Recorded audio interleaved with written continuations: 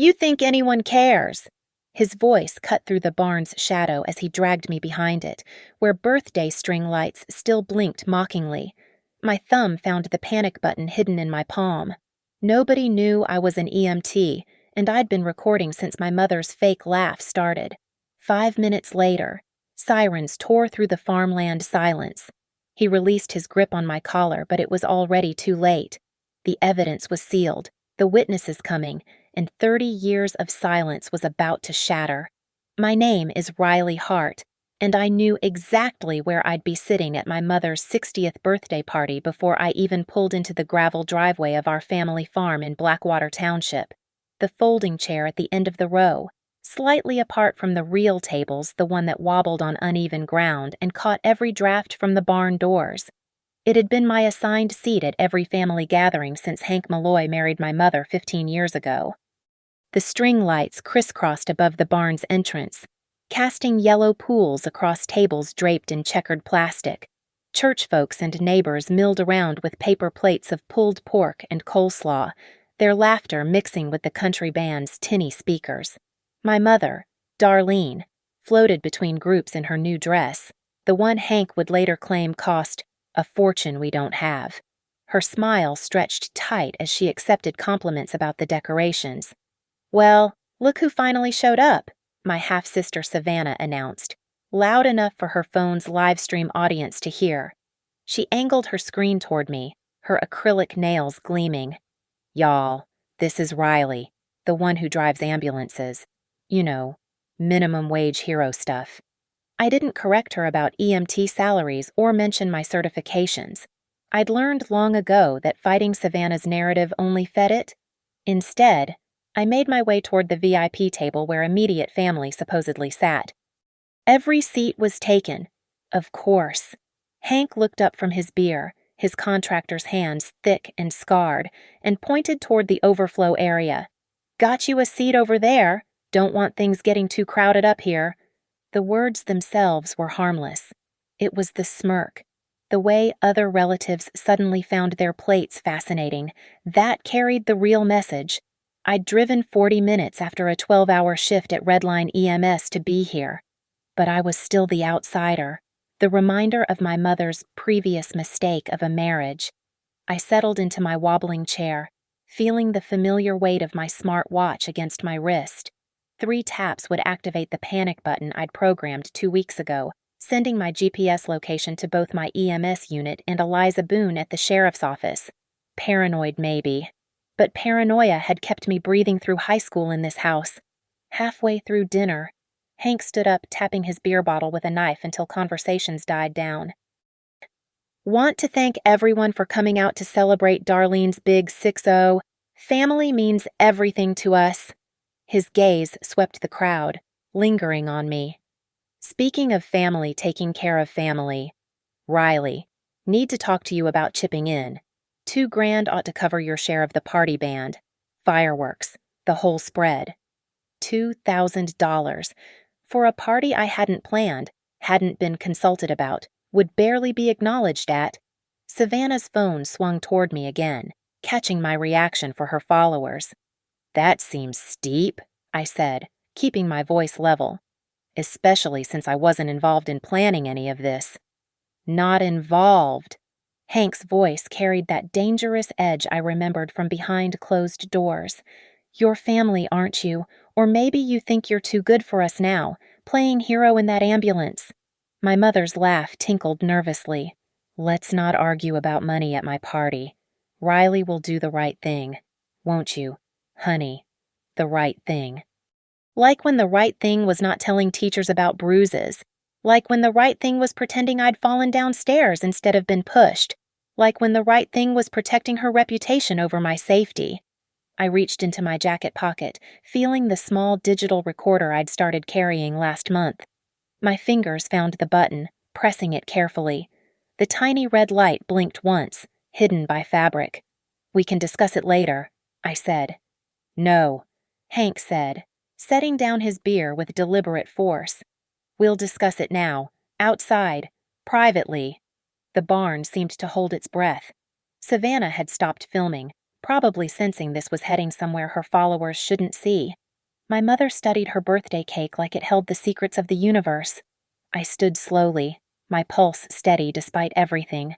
3 years of emergency response training had taught me to stay calm when others panicked, to think clearly when violence erupted. More importantly, it had taught me that documentation was everything. Every call, every injury, every intervention, all carefully recorded, filed, legally protected.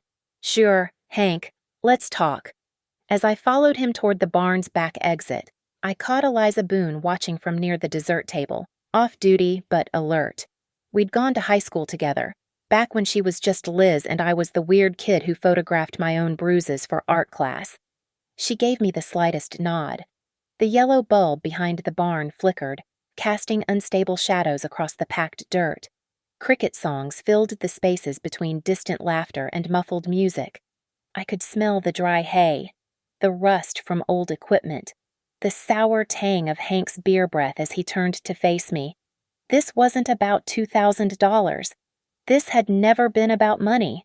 The first time Hank put his hands on me, I was 15 and had just made the honor roll.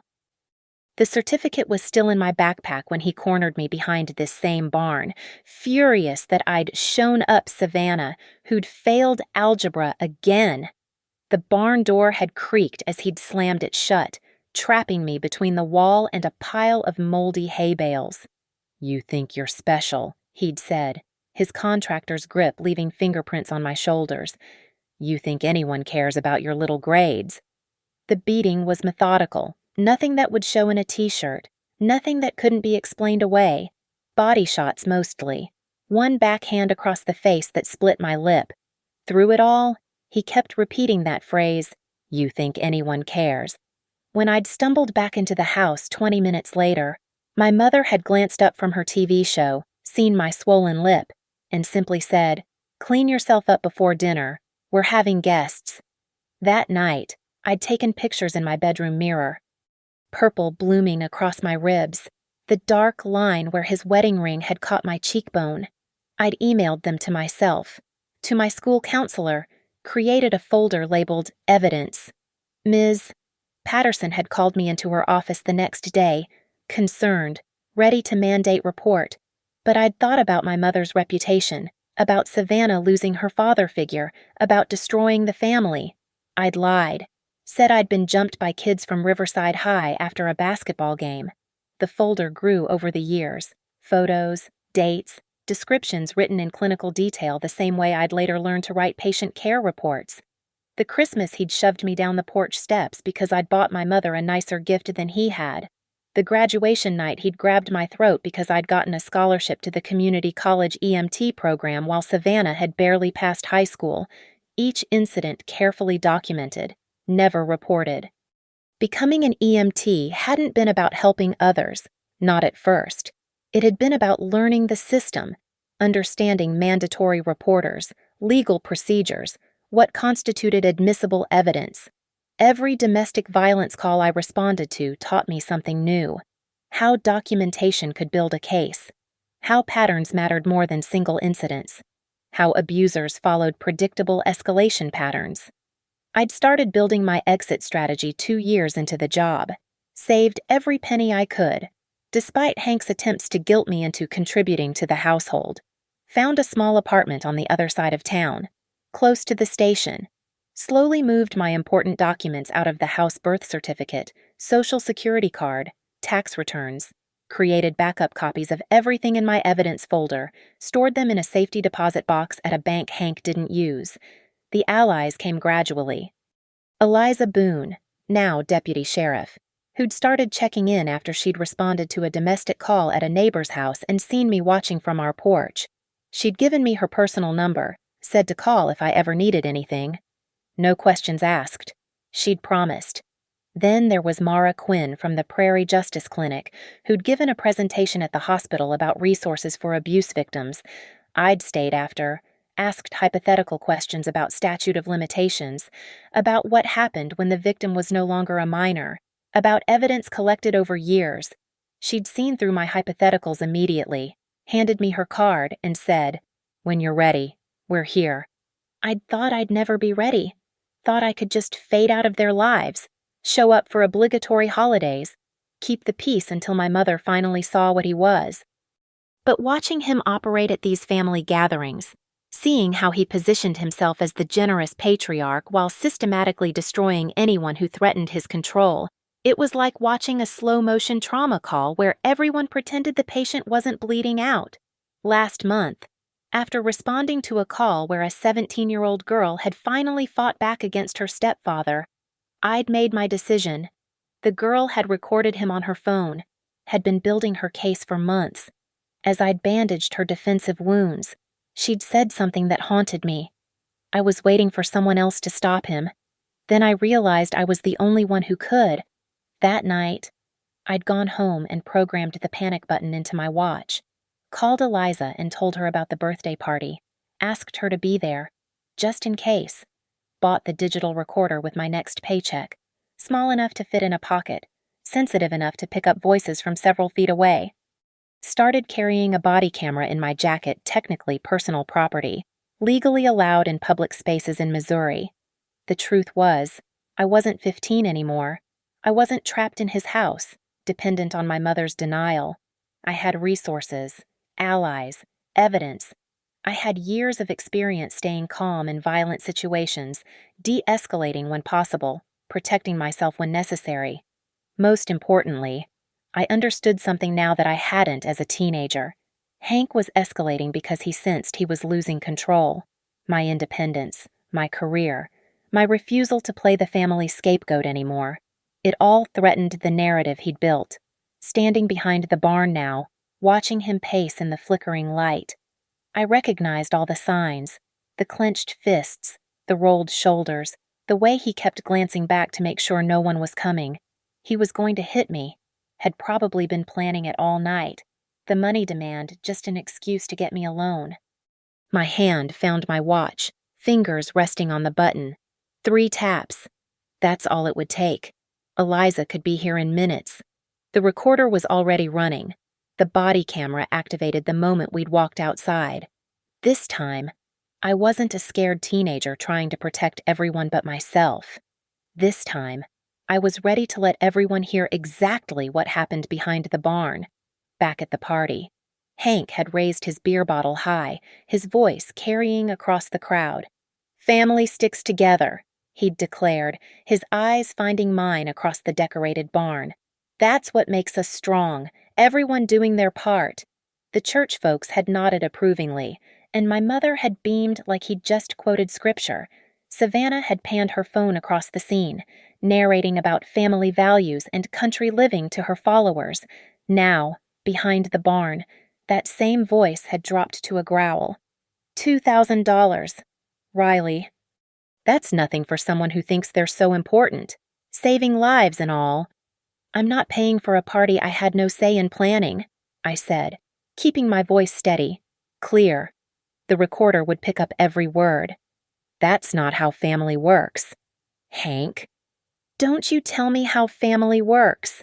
He stepped closer, and I could see the vein pulsing in his temple, the one that always appeared before things got physical. I've carried this family for 15 years while you've been nothing but a drain. Your mother's too soft to say it, but everyone knows you're the reason she was damaged goods when I met her. Damaged goods, like my mother was a dented can he'd bought on clearance. I need to get back to the party, I said, taking a step toward the corner of the barn. He moved faster than his beer gut suggested, blocking my path. We're not done talking. Yes, we are. I met his eyes, no longer the scared 15-year-old he was used to. Move. His hand shot out, grabbing my shoulder, fingers digging into the same spot he'd favored years ago. You ungrateful little... Let go. I said it loud enough that someone might hear, if they were listening. The music from the party seemed miles away. Or what you'll call your cop friend. You think I don't see her watching. You think I'm stupid.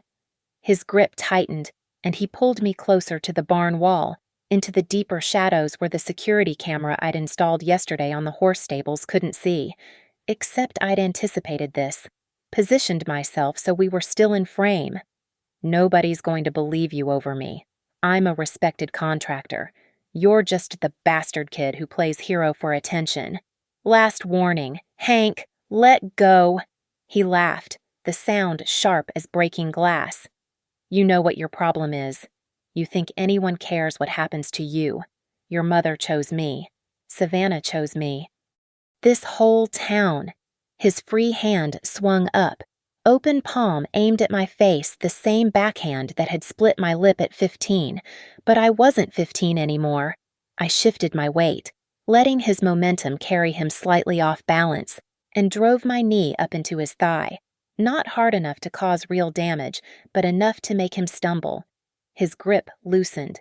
That's when I pressed the panic button. 3 quick taps. You little... He recovered faster than I expected, shoving me hard against the barn wall. My head cracked against the wood, stars blooming in my vision. His forearm pressed against my throat, not quite cutting off air, but making the threat clear. You think you're tough now? Think anyone cares? There it was. His favorite phrase, the one he'd branded into my memories. I could taste copper in my mouth where I'd bitten my tongue on impact. They will, I gasped out, loud enough for the recorder. When they hear this, his eyes went wild. What? Every word. Hank, recorded. I could already hear something in the distance, maybe just wishful thinking, maybe not. Including the assault that just happened. He pulled back his fist this time. No more pretense of an open hand slap. But before he could swing, a voice cut through the night. Everything okay back here? Eliza Boone rounded the corner, off-duty but unmistakably law enforcement in her bearing. Her hand rested casually on her hip, where I knew she kept her personal carry weapon. Behind her. I could see other faces peering around the barn's edge party guests drawn by raised voices. Hank released me immediately, stepping back with his hands raised slightly. Just a family discussion. Deputy, nothing to worry about. Funny, looked like assault to me. Eliza's eyes took in my defensive posture, the red mark already forming on my throat. Riley, you okay? Before I could answer, the sirens split the air, not distant anymore, but coming up the long gravel drive. Multiple vehicles from the sound of it. Hank's face went pale. You called them before. He turned on me, and for a second I thought he might lunge despite the witness. You set me up. No, I said, my voice rough but clear. You set yourself up. I just made sure there'd be evidence this time. Savannah appeared with her phone raised, live streaming the arrival of 2 EMS units and a sheriff's patrol car. Oh my God, y'all, I don't know what's happening, but... She stopped mid-sentence as she took in the scene me against the barn wall. Hank's aggressive stance, Eliza standing between us. What did you do? My mother's voice came from behind Savannah, shrill with panic, but she wasn't looking at Hank. She was looking at me. Riley, what did you do? The emergency vehicles parked in a semicircle, their lights painting everything in alternating red and blue. My colleagues from Redline EMS emerged first Jake and Marcus, who I'd worked with for 3 years. They approached with a medical kit, professional but concerned. Riley, we got your alert, Jake said, already pulling on gloves. Need to check you out. I nodded, letting them guide me away from the barn, into the light where everyone could see, where the red mark on my throat would be documented, photographed, added to a report, where Hank's grab marks on my shoulder would be cataloged, where the small trickle of blood from where my head had hit the barn would become part of an official record. This is ridiculous. Hank started toward us, but Eliza stepped smoothly into his path. Sir, I'm going to need you to stay right there while we sort this out. Sort what out? This is family business. Battery is everyone's business, Eliza said calmly. And violating an emergency protective order is definitely law enforcement business. What protective order? There will be, Mara Quinn said, stepping out from behind the emergency vehicles. She must have been monitoring the emergency channels, ready to respond. Emergency order, effective immediately upon documentation of assault. Mr. Malloy, I'd advise you to stop talking until you have an attorney present. The party guests had formed a loose circle now, phones out, recording everything. Savannah's live stream chat was scrolling with comments I couldn't read from this distance. My mother stood frozen between Hank and me, her carefully maintained party facade cracking like old paint. "This is your daughter's birthday," Hank said. His voice pitched for the crowd now, trying to regain control of the narrative. "And she's destroying it with her lies and drama, just like always." I looked directly at the nearest phone camera one of the church ladies recording with barely concealed excitement. "I have audio recording of the entire encounter, video from a security camera, witnesses. This isn't about drama, it's about documentation." The sirens had finally gone quiet, but their echo seemed to hang in the air like a promise. Jake's gloved hands were gentle but thorough as he examined the marks on my throat, his penlight tracking across the bruising that was already beginning to darken. "Petechial hemorrhaging starting to show," he said loud enough for his partner Marcus to document. "Consistent with forceful compression. Riley, any difficulty swallowing?" "Some," I admitted, wincing as he palpated the area. Everything we said would go into the official EMS report admissible in court, part of the permanent record. Marcus took photos with the unit's camera, each image tagged with timestamps and GPS coordinates. "Turn your head left, now right. I need to get the finger marks." The flash felt like vindication after years of undocumented injuries.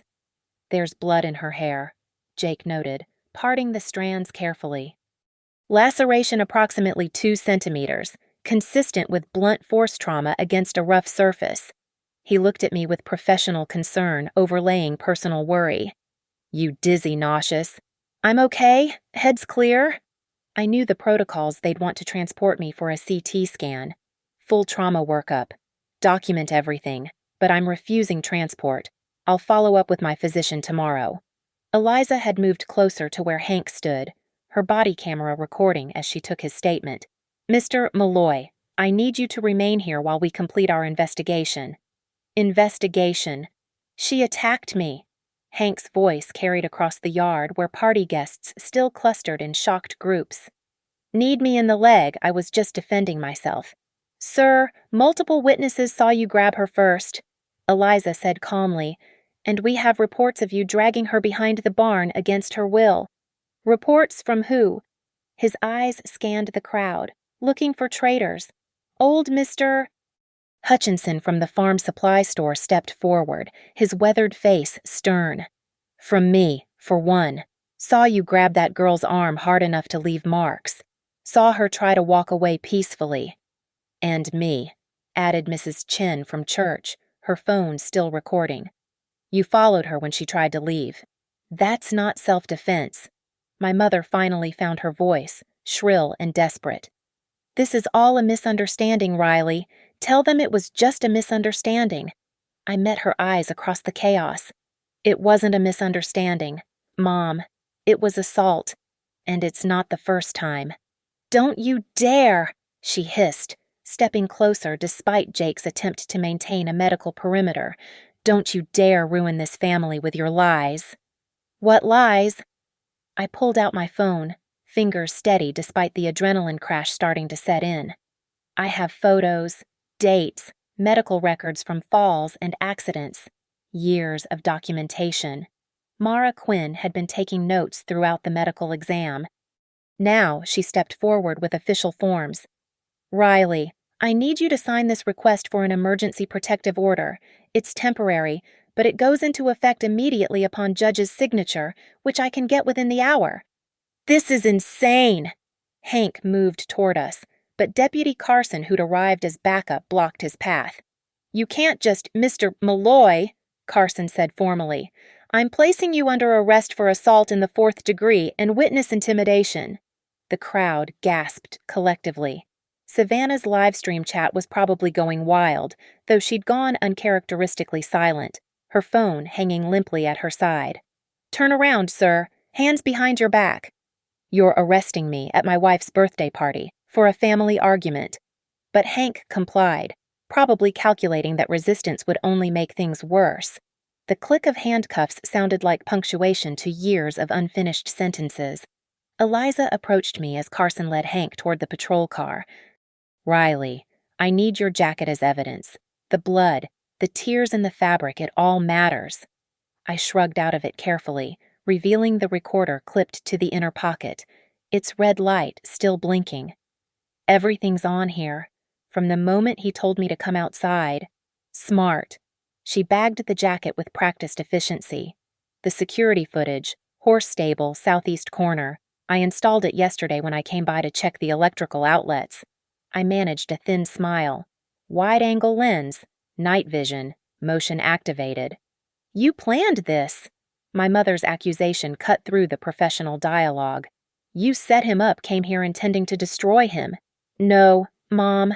I came here for your birthday. I brought a gift, planned to eat cake, make small talk." I gestured to the chaos around us. "He chose violence, just like he always has. The only difference is this time, I was prepared to prove it."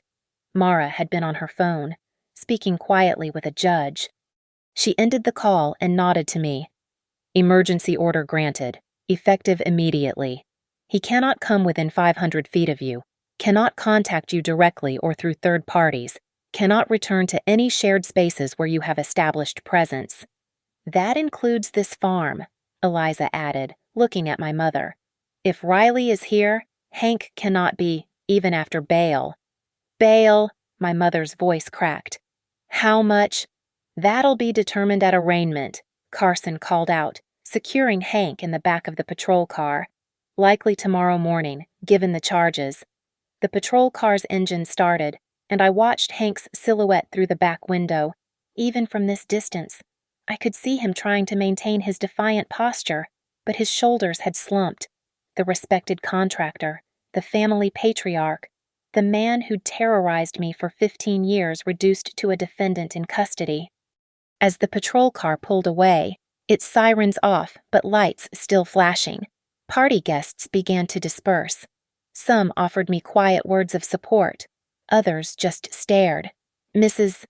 Chen squeezed my hand as she passed. "Brave girl," she whispered. "Should have happened years ago." Savannah finally looked up from her phone, her face unreadable. "My live stream. It caught him grabbing you. Before you need him. It's..." Everyone saw it. Thousands of people. "Good," I said simply. Marcus finished packing the medical supplies. "Riley, you sure about refusing transport? That head wound needs monitoring." "I'll stay with her," Eliza offered. "Off duty, but I can watch for concussion symptoms." My mother stood alone now near the barn entrance, surrounded by the detritus of her ruined party. String lights still blinking cheerfully, birthday cake untouched, tables abandoned mid-meal. "Get out," she said, her voice low but venomous. "Get out of my house. You're no daughter of mine." "I haven't lived here in 3 years. Mom..." I accepted the evidence receipt from Eliza, folding it carefully. "But don't worry. After tonight, you won't have to pretend I exist anymore." Mara touched my elbow gently. "We should go. I need to file paperwork tonight, get the criminal case started properly. The prosecution will want your full statement as soon as possible." As we walked toward the vehicles, I heard my mother's broken sob behind us. Part of me wanted to turn back, to comfort her like I always had. But that part of me had died somewhere between the first hit and the last lie. The sirens were quiet now, but their echo would linger in this place long after the blood was washed away and the bruises faded. The Prairie Justice Clinic's conference room smelled like burnt coffee and determination at 8:30 a.m. Mara Quinn had spread files across the table like tarot cards revealing Hank's past. I sat across from her, my throat still purple-green from Saturday night. Voice raspy but resolve solid. "We need more than just your assault," Mara said, tapping her legal pad. "Pattern evidence. Other victims. Financial crimes often stick better than domestic violence. Unfortunately." "Start with Tommy Reeves," I said, sliding her a paper. 19, worked for Hank last summer. Hank stiffed him $3,000 in wages, then broke his nose when Tommy complained. His aunt works at my station. Eliza, who'd joined us despite being off duty, made notes. Tommy never filed charges. Hank threatened to report him to ICE. Tommy was born in Kansas City, but his last name scared him enough. I pulled up my phone. Tommy sent me photos of his injuries, his work logs, bounced checks. That's wage theft and assault, Mara noted. What else? Jesse Morrison, Savannah's ex-boyfriend. Hank put him in the hospital junior year. Official story was a bar fight, but Jesse told me Hank jumped him in the school parking lot, said Jesse wasn't good enough for Savannah. Hospital records, Eliza asked. Right here. I'd been building this network for months, carefully reaching out to people I'd remembered Hank hurting. Jesse's mom kept everything. She always suspected Hank, but was too scared to push it. We spent the morning cataloging violence like inventory. The electrician Hank had thrown off a job site, claiming faulty work. The neighbor whose fence Hank had destroyed in a property dispute. Each story had documentation, medical records, photos, text messages people had saved just in case. Now for the financial crimes, Mara said, pulling up her laptop. You mentioned insurance fraud. I opened a folder I'd compiled over years. 3 claims in 5 years. The barn roof that supposedly got hail damage happened right after he'd gotten an estimate for repairs he couldn't afford. The equipment theft that occurred when only he had the lock combination. And this, I showed them photos I'd taken last month. See the fire damage on the storage shed. He filed a claim saying it was electrical, but I have pictures of him buying accelerant 2 days before. Jesus, Eliza breathed. That's serious federal crime territory. It gets worse. I pulled out receipts I'd photographed from his truck. The birthday party. He billed half of it to his business as a client entertainment expense. The fireworks he wanted me to pay for, already charged to the Johnsons' home renovation project. Mara's fingers flew across her keyboard. Double billing, tax fraud, insurance fraud, combined with assault charges. He's looking at serious time. My phone buzzed. Unknown number, but I recognized the voice immediately when I played the voicemail on speaker. You little bitch. You think you won, I'll burn that whole place down before I let you. That's witness intimidation, Eliza said immediately. And terrorist threats. He just violated his bail conditions. From jail phone, Mara checked the number. Yep, recorded line. He just added another felony. The next call was from Mr. Hutchinson. Riley. That you listen. I've been thinking. Hank did some work on my store 2 years back. Charged me for materials he never used. Put in half the insulation he billed for. Still got the inspection reports showing the discrepancy. Want them by noon? We had 7 people willing to testify. The owner of the diner where Hank had punched a waiter. The woman whose car he'd keyed after she'd rejected him at a bar before he'd met my mother. Even Pastor Williams called, reluctantly admitting he'd seen Hank shove me at a church picnic years ago, but hadn't wanted to interfere in family matters. I need to ask, Mara said carefully, about your mother. Could she be a co-defendant in any financial crimes? I'd been dreading this. She signed some of the insurance claims, but I showed them saved text messages. She always asked him what to put. Look, Hank says write storm damage. Hank says sign here. She was following orders. Coercion defense. Mara nodded. We can work with that if needed. That afternoon, we visited the county assessor's office. Turned out Hank had been lying on property tax documents for years, claiming agricultural exemptions for land he'd paved over. The assessor, Mrs. Danforth, had suspected but never had enough proof to challenge it. If someone were to file a complaint, she said carefully, with documentation, we'd have to investigate. Back taxes, penalties, possible criminal referral. I slid her a flash drive. Aerial photos from my drone, dated, shows the real land use. Back at the clinic, Mara's paralegal had been busy. Ms. Quinn, you need to see Savannah Malloy's social media. We crowded around the screen. Savannah had posted a new video, not her usual bubbly content, but her sitting in her car, makeup smeared. I need to tell the truth, she said to the camera. About my dad. What Riley said. It's true. All of it. He's hit me too. Mom knows. She's always known. The video had 200,000 views and climbing. "That's another victim statement," Eliza said. "And proof of your mother's knowledge." My phone rang.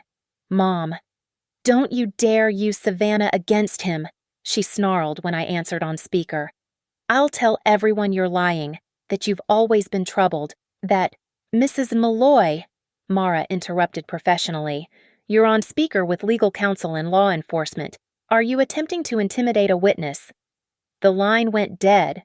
By 5 p.m., we had enough evidence for multiple federal charges.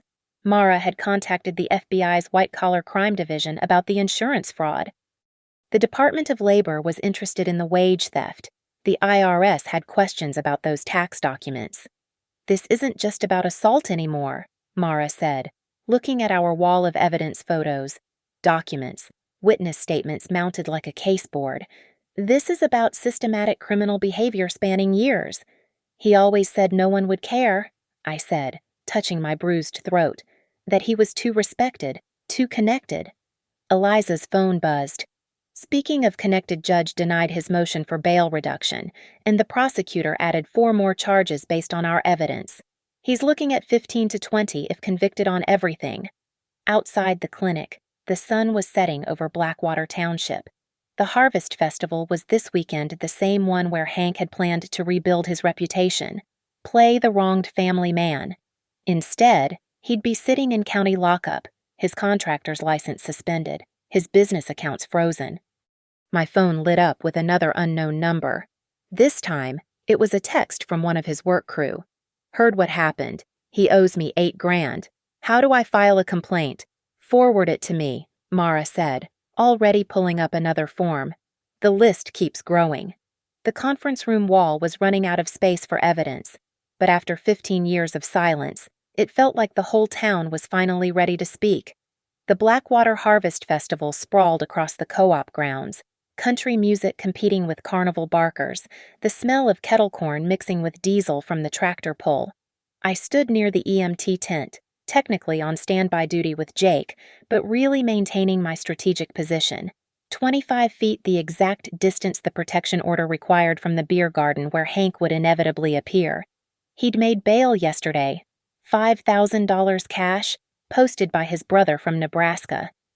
The conditions were clear: no contact with me, maintain distance, surrender all firearms. But I knew Hank. His pride wouldn't let him hide. The festival was his territory, where he'd held court for years as the generous contractor who sponsored the fireworks.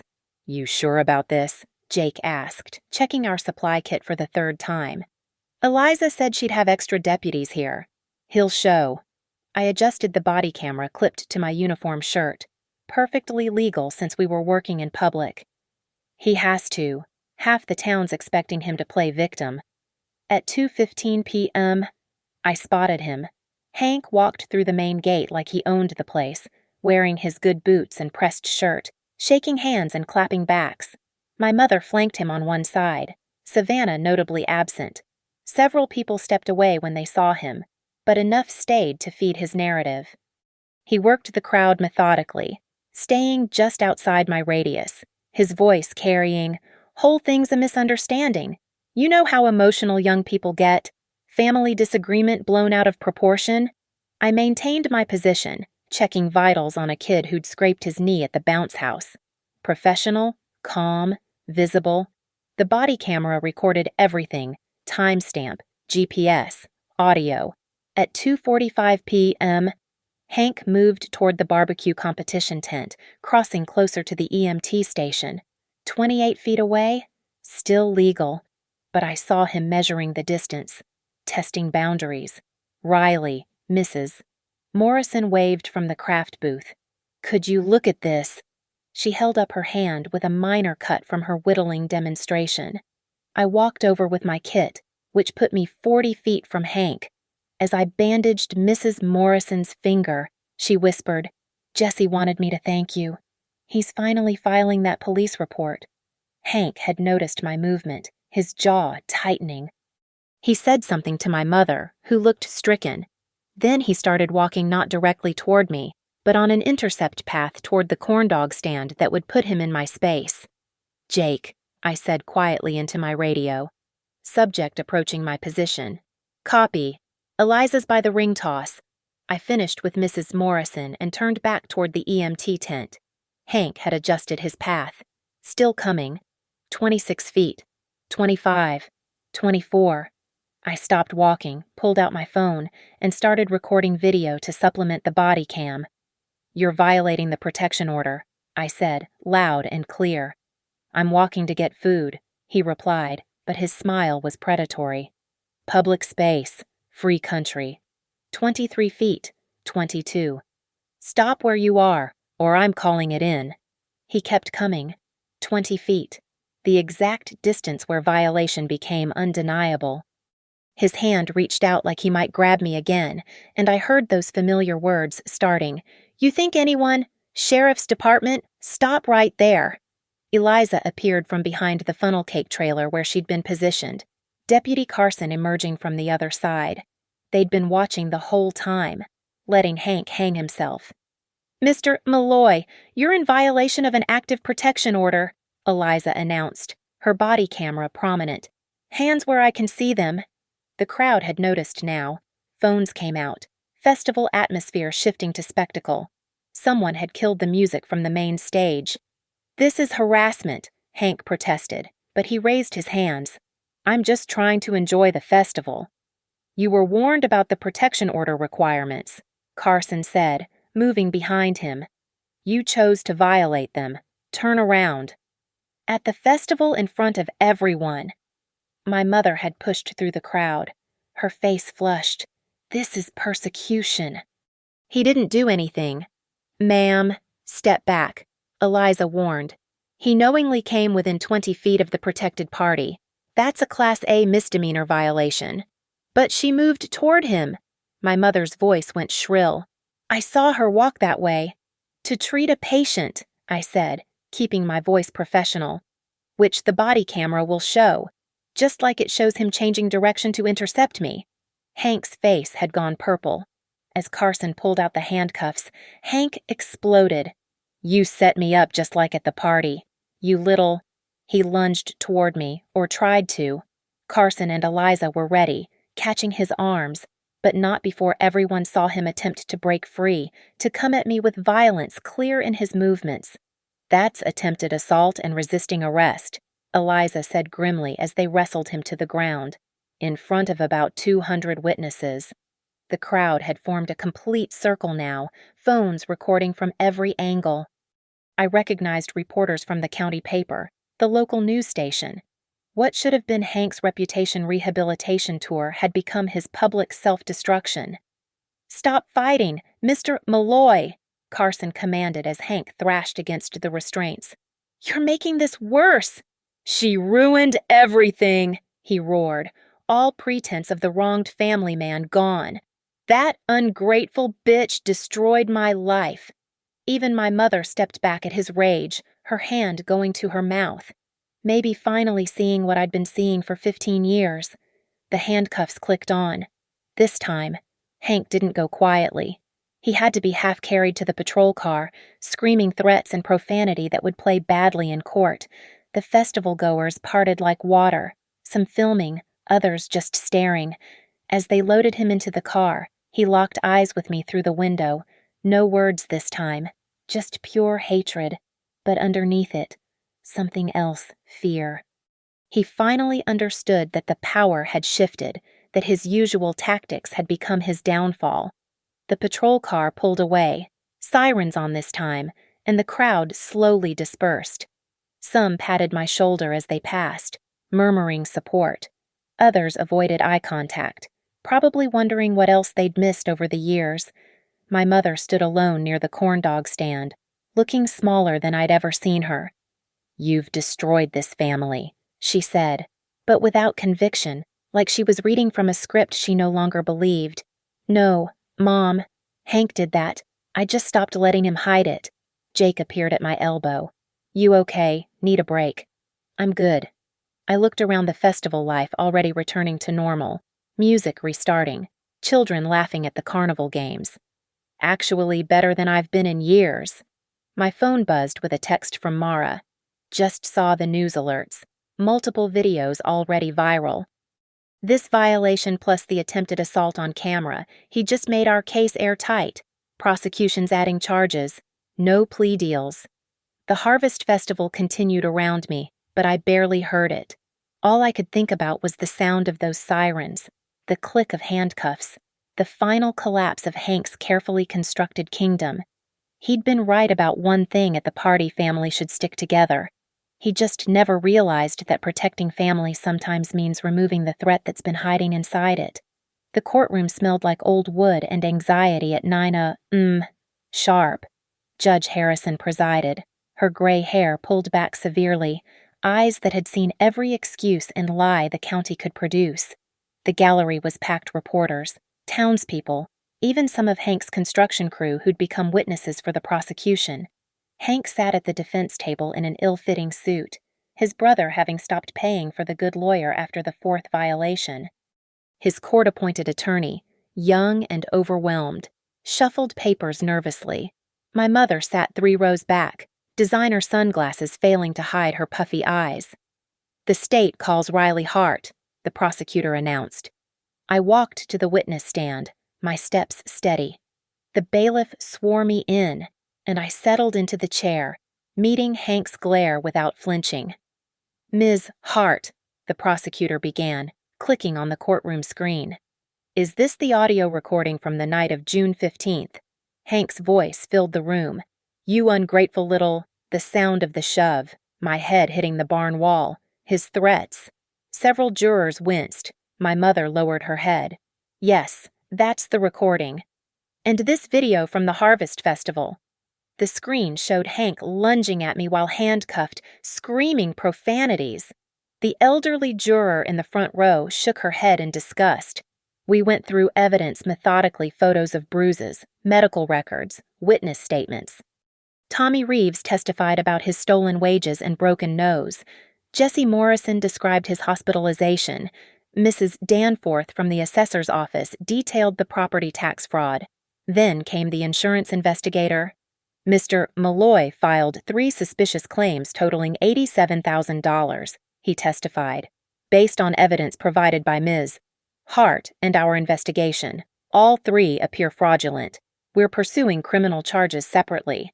Hank's attorney tried to object, but Judge Harrison allowed it.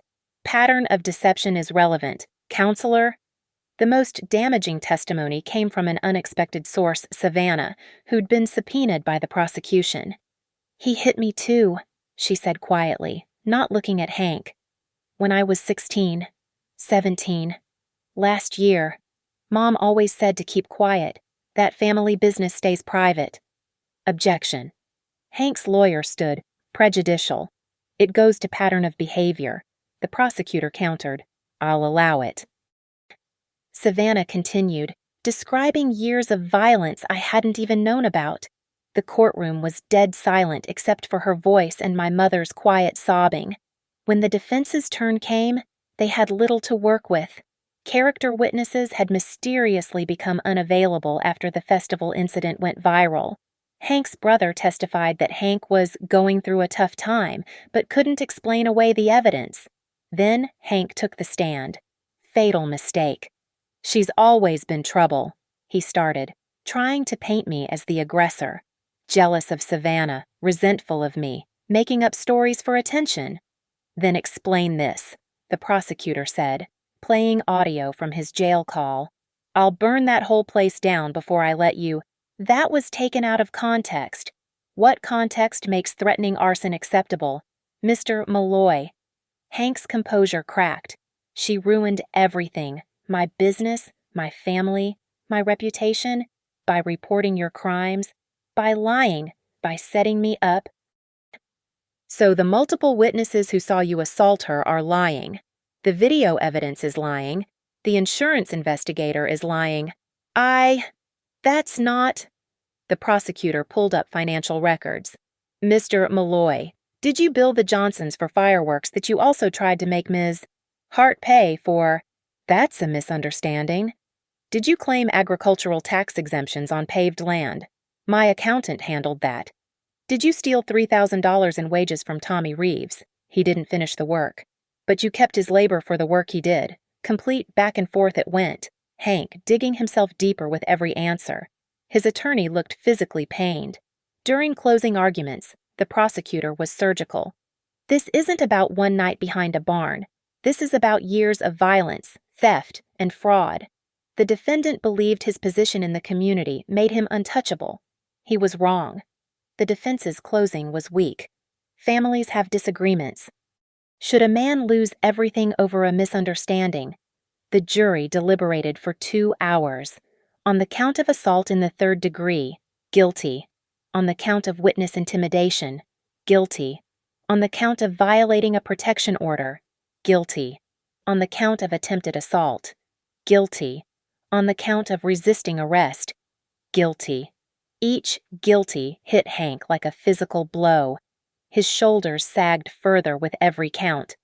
The defendant has also pled no contest to insurance fraud and tax evasion charges as part of a separate federal agreement. Judge Harrison noted, "This court sentences Mr. Malloy to 18 months incarceration for the assault charges, 2 years for witness intimidation, 6 months for protection order violation, sentences to run concurrently with federal time, total incarceration of 4 years, followed by 5 years probation with no contact orders permanent." Your Honor, Mara stood we'd filed the civil suit in parallel. The civil matter has been resolved. Mr. Malloy has agreed to pay $140,000 in damages, with liens placed on his property and equipment to ensure payment. Hank's face went white.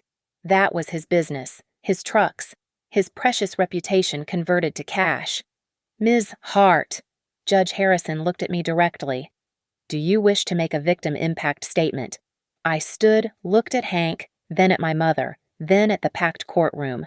For 15 years, he told me no one would care, that I could scream and no one would listen. He was wrong. I paused, letting the weight settle. The sirens that night weren't just emergency response. They were the sound of a community finally hearing what happens behind closed doors. They were the sound of consequences. They were the sound of boundaries being enforced. I looked directly at Hank. You asked me if I thought anyone cared. Here's your answer. This whole courtroom cared. The jury cared. Justice cared.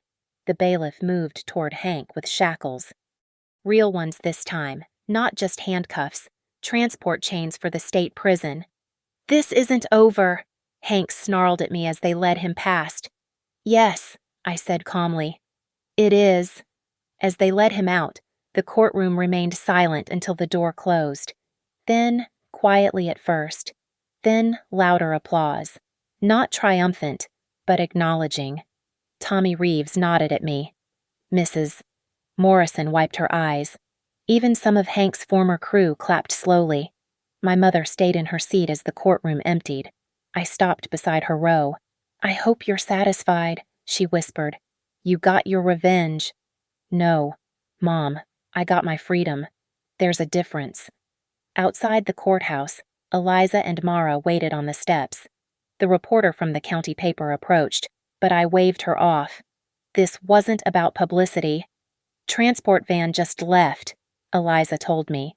He's officially in state custody. I looked down Main Street, where life continued as normal. The diner was serving lunch. The hardware store had a sale on. But something had shifted in Blackwater Township. The silence that protected men like Hank had been broken. So what now? Mara asked. Now I go back to work. Save lives. Help people. I touched my throat where the bruises had faded, but the memory remained. Without looking over my shoulder for the first time in 15 years, a siren wailed in the distance medical, not police. My radio crackled with a call. That's me, I said, already moving toward my car. Behind us, the courthouse stood solid and implacable, justice carved into its limestone facade. Inside, they were already calling the next case. The system moved on. But for me, for Savannah, for Tommy and Jesse and everyone else Hank had hurt today, the system had worked. The transport van's sirens faded as it carried Hank toward state prison, the sound dissolving into the Missouri afternoon like smoke. I stood on the courthouse steps, my hand unconsciously reaching for my phone, the same motion I'd made thousands of times over the years, checking for threats, monitoring my panic button, staying hypervigilant. The emergency alert app was still open, the one I'd customized 3 years ago when I'd first moved out, modified again before Mom's birthday party, kept active every single day since I was 26. My thumb hovered over the settings. Eliza noticed my stillness. "You okay?" "Yeah, just..." I navigated to the app's configuration. The panic button setting glowed red. Active. Emergency contacts. 3. Below it. Location sharing always on. Battery drain significant. For 15 years, some version of this had been my lifeline. First, it was keeping Eliza's number on speed dial. Then the recorder app always ready. The body camera charged and close. The hypervigilance that made me an excellent EMT but a terrible sleeper. Always ready for the next impact, the next threat, the next time I'd need evidence. I thought about all the sirens that had punctuated this story, the ones that had saved me behind the barn, the ones at the harvest festival, the ones that had just carried Hank away. Each wail had been a boundary enforced, a line drawn, a declaration that what happened in the shadows would be dragged into the light. My finger moved to the toggle switch. Such a small motion for such a massive change. "Riley." Mara touched my elbow gently. "We should clear the steps. There's another hearing starting.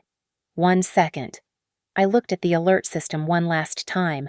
All those years of being ready to call for help in an instant. All those nights sleeping with the phone in my hand. All those family dinners where I'd mapped exit routes and kept my back to the wall. I switched it off. The screen went dark, then refreshed to my normal home screen. Just weather widgets and work apps. No red panic button. No constant GPS tracking. No battery drain from perpetual vigilance. "Feel different?" Eliza asked, understanding without explanation. Like taking off a bulletproof vest I've worn so long I forgot it was there. We walked down the courthouse steps together. Main Street stretched ahead, ordinary and peaceful. The diner's lunch special sign advertised meatloaf. The bank's clock tower showed 12:15 p.m. Normal life. No longer something I watched from behind protective barriers. My EMT radio crackled. "Unit 7, we have a non-emergency transfer from Blackwater General to St. Mary's." "That's me," I said, clipping the radio back to my belt. "Back to work." "Just like that?" Mara asked. "After everything. Especially after everything. This job was never about running from him. It was about running toward something better." As I reached my car, my mother emerged from the courthouse's side exit. She looked older, deflated, her carefully constructed world in ruins. For a moment, our eyes met across the parking lot.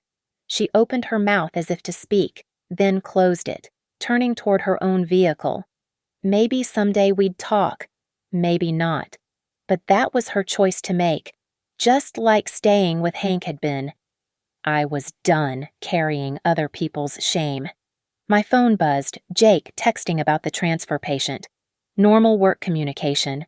No threats, no warnings, no emergency alerts. Just life. Moving forward. I drove to the station, changed into my uniform, and met Jake at the ambulance. As we pulled out for the transfer, we passed the farm. The birthday decorations were gone, the barn doors closed. It looked smaller somehow, less imposing. Just a place where bad things had happened, not a kingdom where a tyrant ruled. "Heard it went well today," Jake said carefully. 4 years plus federal time, permanent no contact order, financial restitution. "Good." He paused. "You know the whole station's proud of you, right? Takes guts to stand up like that." "Takes a village to stop pretending it's not happening." We drove in comfortable silence after that. Sirens off. No emergency. Just 2 EMTs doing their job, transporting a stable patient on a clear Tuesday afternoon. The radio chattered with routine calls, minor fender bender on Highway 54, elderly fall at the grocery store, possible allergic reaction at the elementary school, the regular rhythm of a community taking care of its people. As we reached St. Mary's, Jake asked, "You ever think about leaving after everything?" I considered it. No, this is home. Besides, someone needs to answer when people call for help. Someone who understands that sometimes the emergency isn't medical, it's finally being heard. We transferred our patient, completed our paperwork, and headed back to Blackwater. As we entered town, dispatch called, "Unit 7. Be advised, courthouse transport is complete. All units return to normal status." Normal status. I smiled at the phrase. "Copy that. Dispatch. Unit 7 returning to station. Available for calls." No more looking over my shoulder. No more panic buttons. No more documenting bruises in bathroom mirrors. Just the job I'd trained for, the life I'd built, the freedom I'd fought to claim. The afternoon sun caught the ambulance's windshield, and for a moment, everything seemed to glow. Behind us, a siren wailed another unit, another call, another person who needed help.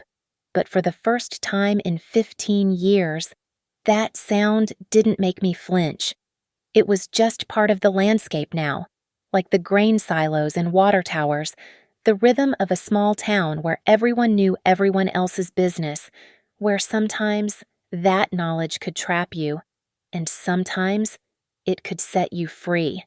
I reached for my phone one last time, not for the panic button, but to delete the emergency app entirely. 3 taps, and 15 years of hypervigilance disappeared into digital nothing.